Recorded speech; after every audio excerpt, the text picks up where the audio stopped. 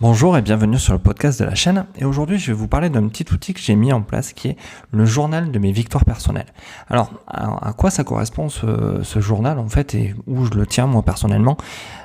Personnellement, déjà, je le tiens sur mon iPad. Tout bêtement, stylé, je peux noter facilement mes victoires personnelles. Et je le tiens tous les jours. Alors, pourquoi je le tiens tous les jours? Parce que je trouve qu'il est important de noter les victoires que j'ai pu avoir dans ma journée, parce que ça me permet à moi en fin de journée de finir sur quelque chose de positif.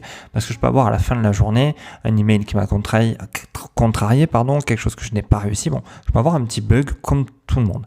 Mais le fait de tenir ce journal qui est juste focalisé sur mes victoires me permet de finir sur une note positive. Alors si vous ne pouvez pas le tenir sur un iPad comme je le fais, vous pouvez simplement le tenir sur un cahier, sur un support quelconque qui vous permet à vous de pouvoir l'avoir sous la main et de pouvoir le relire facilement. Vous allez me dire quel type de victoire je marque dans ce cahier. Finalement, un peu tout. Ça peut être une victoire aussi simple que d'avoir passé un appel que j'avais du mal à passer à un client difficile ou un coup de téléphone pour démarcher quelqu'un.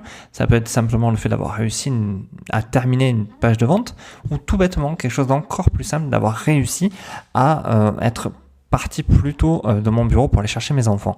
Toutes ces victoires, même si ça va être, je sais pas moi, simplement de faire la vaisselle ou des petites victoires que vous n'avez pas l'habitude, c'est important de les noter parce que finalement, ça vous habitue à voir que tous les jours, vous avez la possibilité de faire des choses et de réussir des choses, donc d'avoir de vraies victoires.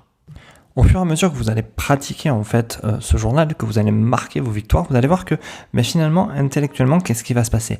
Vous allez monter à chaque fois vos victoires à un cran au-dessus. Par exemple, aujourd'hui, ça va être le fait de pouvoir être parti plus tôt du boulot pour aller récupérer les enfants. Et finalement, cette victoire va devenir une normalité. Après, la deuxième victoire, ça va être de réussir à terminer une page de vente, par exemple. Et ça va devenir aussi une normalité. Et petit à petit, vos victoires vont s'élever aussi à un autre niveau.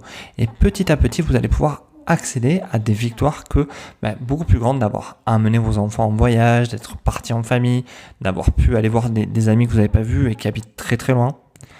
Vous allez pouvoir voir ces victoires qui finalement seraient passées inaperçues et dans une journée totalement néfaste, une journée très difficile, vous vous serez effondré à la fin de la journée plutôt que d'en sortir grandi.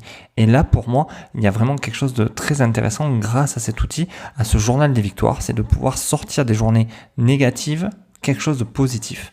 Et je m'oblige vraiment à noter minimum 5 victoires que j'ai fait dans la journée. Comme je vous ai dit, des plus basiques aux plus importantes. J'espère que ce petit conseil de créer votre livre des victoires, votre journal des victoires vous aidera. Ou sinon, je vous invite à partager, à commenter, à liker cette vidéo. N'hésitez pas à mettre un like, ça va aider YouTube tout simplement à faire connaître la chaîne. Sur ce, je vous remercie et je vous dis à bientôt. Au revoir.